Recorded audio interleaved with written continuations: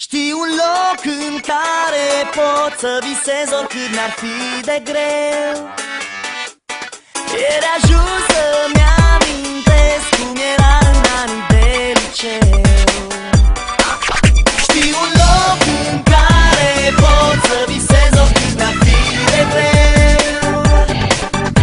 E de ajuns să-mi amintesc cum era în anii de liceu.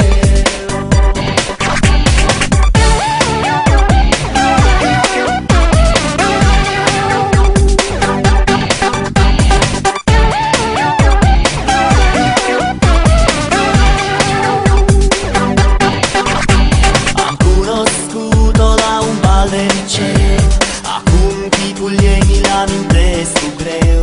Și zi de zi treceam pe strada ei. Stătea într-un bloc la etajul 3. Era prima pe lista tuturor. Pentru ea eram pierdut în decor. Mă rugam mereu să poată fi a mea. Și atunci n-aș mai fi vrut altceva. Știi un loc în care pot să visez oricât mi-ar fi de greu. E de ajuns să-mi amintesc cum era în anii de liceu. Știi un loc în care pot să visez oricât mi-ar fi de greu.